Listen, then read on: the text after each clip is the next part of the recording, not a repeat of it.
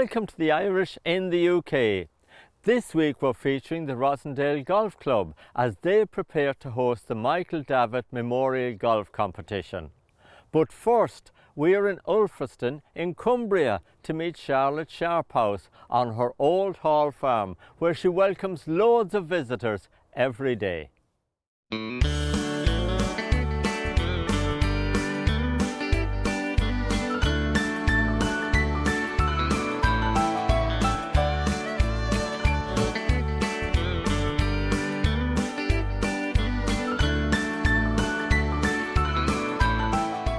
We bought the old hall farm Bowth 12 years ago as a derelict rundown farm.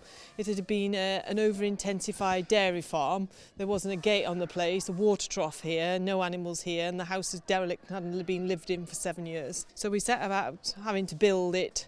We had to buy cows, pigs, beef cattle, dairy cattle, and with a massive dose of naivety, we thought that we were going to farm it commercially. But very quickly, with hindsight, which we've now got fully blown degrees in, we've learnt that just like the rest of the world, you can't make money out of small farms such as this. And then, of course, you've developed it into a lovely visiting centre because you've got so much here for children, for adults. You've got so much machinery, so much to see here. Well, when we bought the farm, my passion is horses and my husband's is steam engines. And we always had a vision, although that vision has changed over the time. But the vision is that we would demonstrate old farming ways through the use of these great Shire horses, vintage tractors or steam engines where we could. So we follow the farming year and we show the visitors ploughing either by steam or horses or tractor, right the way through to hay timing, and then back in the autumn into getting the crops in with perhaps a reaper binder or threshing, or we've got all the gear, and just depends what the weather is as to which toys we get out. And you were showing us there earlier on cultivating some of the land as well. Yeah, this time of the year we were just demonstrating chain harrowing with the heavy horses. They're a matching pair of Blackshires, 18.3 hands high. The reason I get out of bed in the morning, one's 5 and one's 6, and it's such a joy. It's a real privilege to work them. I was fortunate enough. There's a guy called John Morehouse who's in his 80s now. He's worked with horses all his life, even though my background was that I'd had horses and ponies as a child. And they were transferable skills, and he came and showed me how to put the harnesses on the horses, how to drive them and how to work them, whether it's been harrowing or ploughing. Tell me a little bit about your fantastic steam engine. So the steam engine Talisman, my husband had a great passion, or had, as in he finished it just last night. He wanted to build a B6 road loco, which was a king of the road steam engine that was used in the early days for heavy haulage, and it's the first one to come out of the shed since 1920s. He's bought the name John Fowler of Leeds, which had laid dormant as a company name for the last 100 years, and now so when it comes out of the shed it will be produced by John Fowler Engineering of Leeds Limited.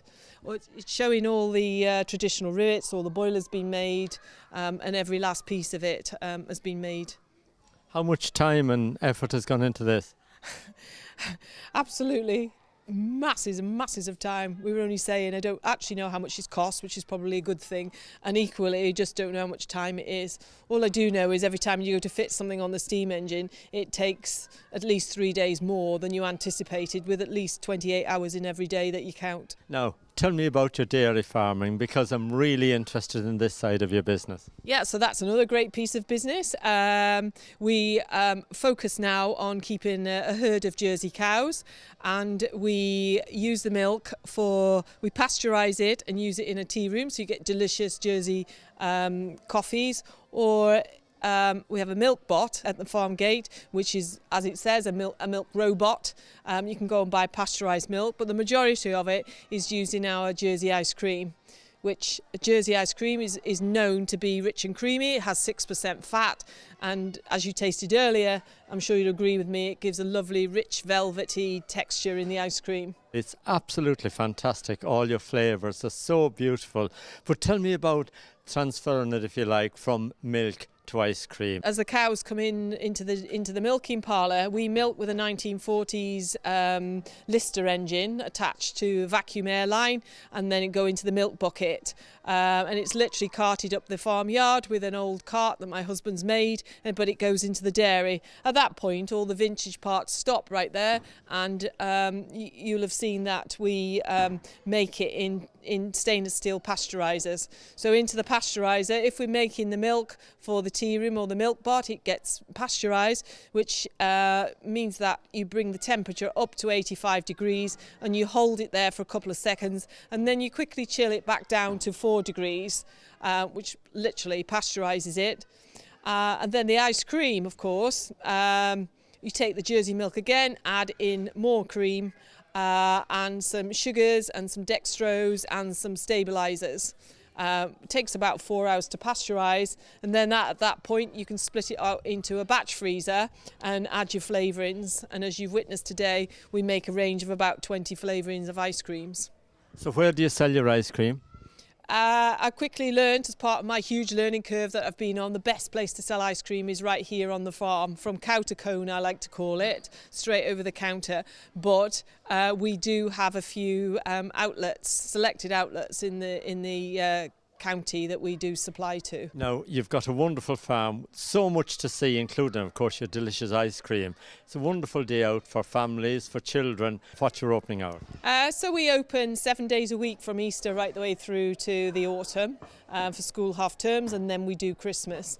We do a rolling programme of events, so you come and watching the feeding of the animals, whether it's the calves or the bottle feeding the lambs in the spring, whether it's visiting the hens, collecting the eggs, and we explain to children the life cycle of pigs. They reappear on the menu in the tea room as sausage rolls. Where the milk comes from, we let them taste our milk outside. We move on to butter making, giving a demonstration in a good old wooden butter churn. And then the highlight of the day, out come the heavy horses. Visitors can come and have a go and take the reins of these great animals. If they want to, they can help brush them, or they can just watch us working them in the field. Another one of my passions is to pass on to the next generation the relationship man has with a horse. And so we keep mini Shetland ponies and donkeys, and we give kids rides, which is one thing, but also we explain to the kids that these aren't machines, they've got feelings, and you need to say please and thank you when you've had a ride, and how to look after them, basically. And you've got lots of other amenities for children as well. Yes, we have. We've got ride-on tractors, we've got go-karts, we've got an indoor play area, which typically for us is vintage, is just full of straw bales and a good old-fashioned rope swing, which the parents are seen to be swinging on and landing on the mattresses beneath. So we are an all-weather attraction. We have to be in the Lake District. Charlotte, thanks for your guided tour around your beautiful farm today, and thank you so much for your lovely ice cream. It's my pleasure.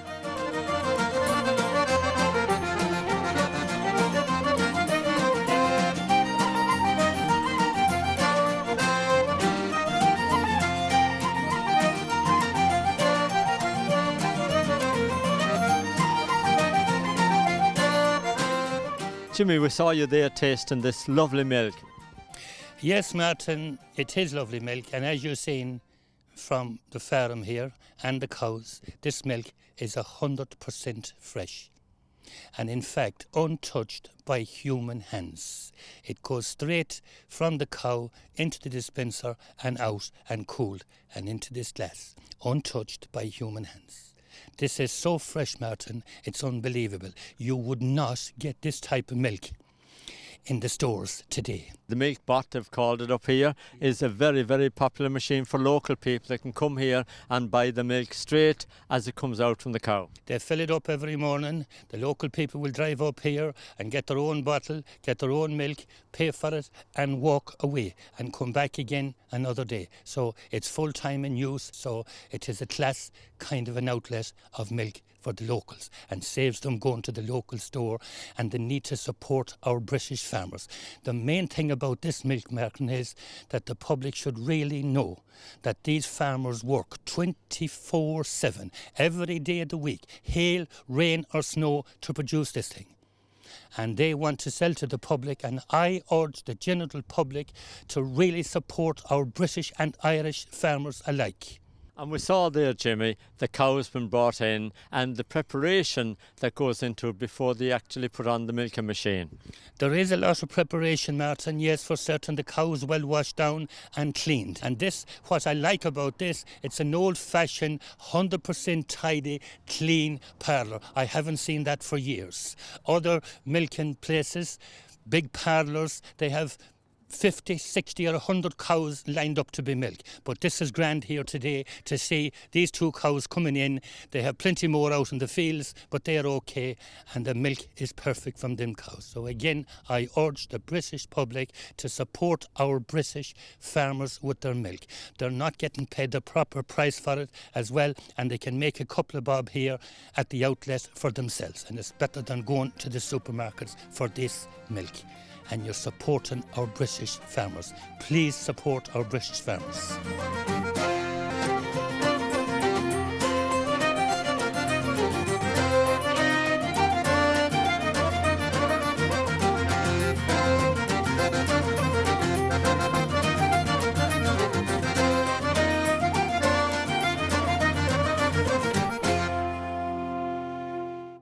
Now, if you're planning a nice day out, why not visit the Old Hall Farm in Cumbria? Now, I'm off for one of those ice creams. See you in a minute.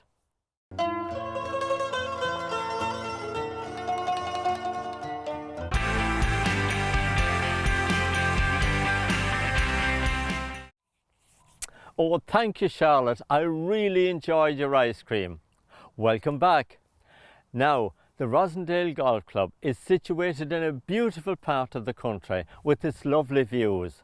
And Angus Lindsay has put in an awful lot of time arranging a special golf day to remember Michael Davitt.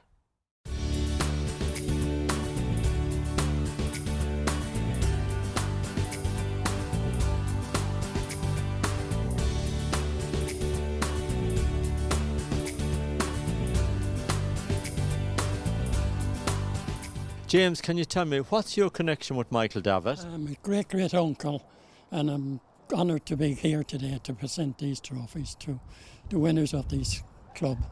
Yeah, and of course it was a great day for all these golfers today. It was a fabulous day. Yeah. The weather kept fine and everything. Now, Michael Davitt, of course, he was born in Strade in County Mayo. He was, yes. And he come as a young lad with his parents through their troubles to Liverpool. And from Liverpool, they ended up in Islington, where he was helped out as a lad. And he worked in the mills and lost an arm. And from then on, he took up the fight for Ireland and that. He was very, very popular here in this area of Haslingden and Rossendale because he'd done so much for the local people here as well. He did, yes. He helped everybody as much as he could in them days. And of course there's a lovely memorial here of him as well in Haslingden outside the Irish Club. There is, yes. I were over there about 3 weeks ago, and it's fabulous, it is. You visited Strade in County Mayo? I did, yes, and the people were great, and the young lassies, they showed me around, all the photos and videos, showed it where his home were and everything, and we had a great day. Now, it's a lovely occasion here, of course, for the golfers here today to have you present the winning trophies to them. And we saw you there presenting the trophies. There was quite a few winners today. Oh, there was, yes. And it's a great honour to be here. Do you play golf yourself, James? No, I don't. No, I never have done. So where are you a native of? Roscommon, Boyle. And I've been over in England 60 odd years. Yes, I've been over about 2 weeks ago. To Mayo, and around Straits and that, in my own town, Boyle. And it's fabulous. Have you always lived out around Haslingden? Yes, I lived in Accrington for 60 years. James, lovely to meet you today, and well done presenting all them trophies. Oh, thank you very much. It's been an honour.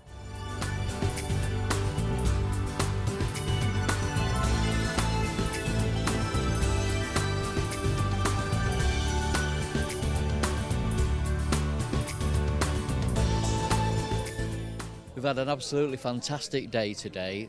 The weather's been great, the company's been fantastic, and the organisation has been brilliant.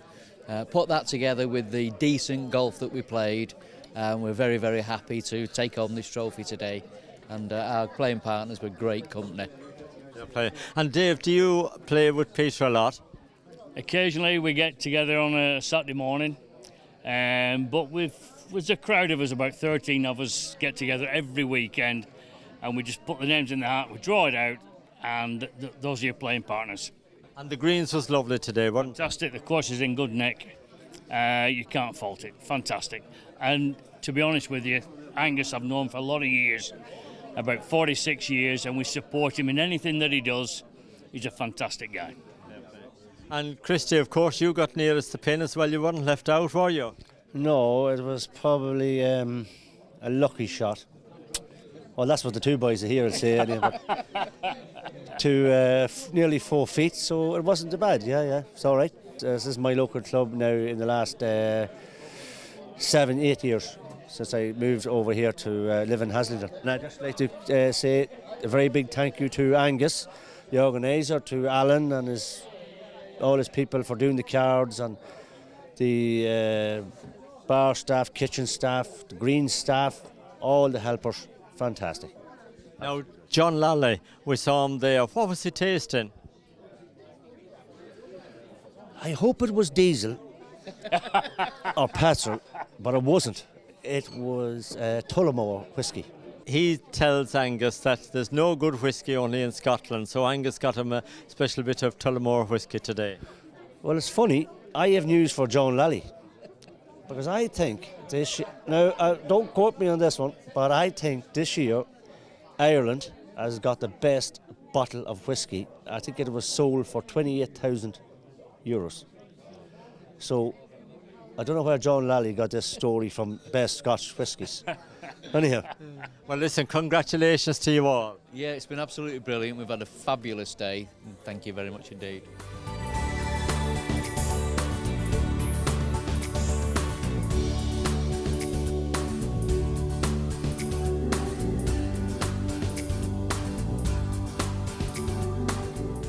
Angus, a very special golf day here today at Rossendale Golf Club.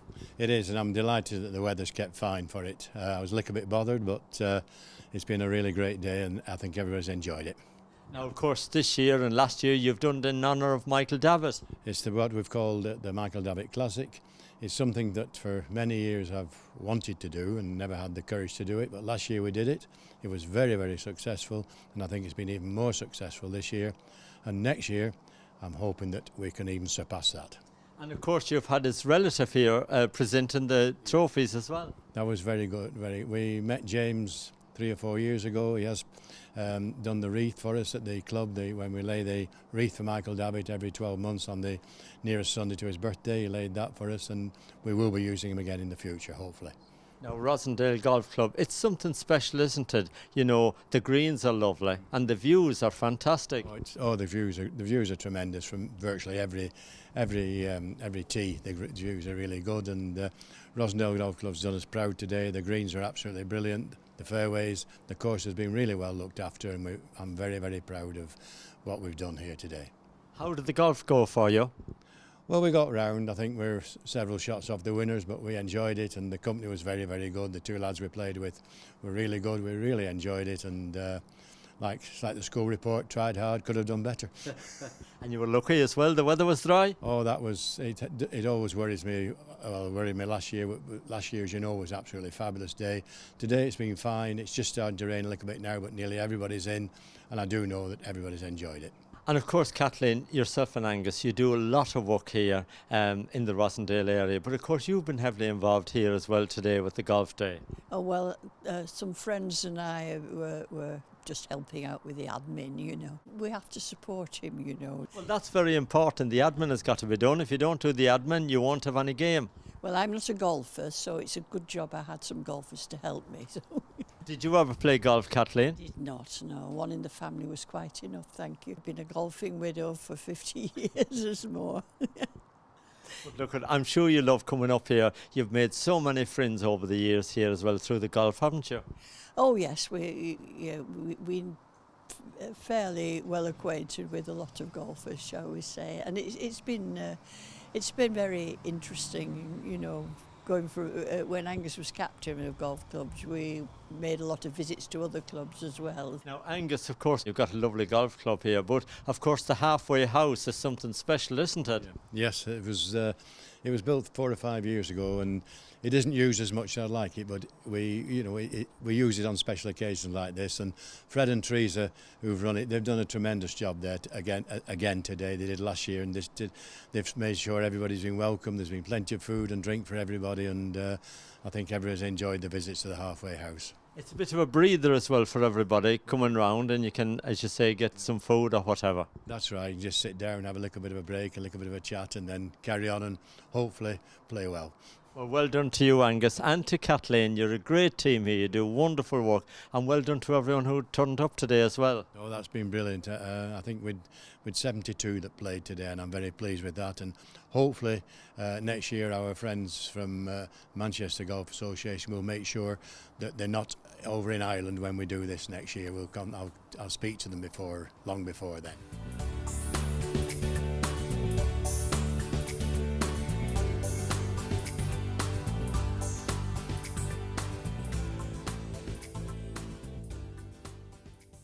Well done to everyone for a lovely day's golfing at Rossendale Golf Club.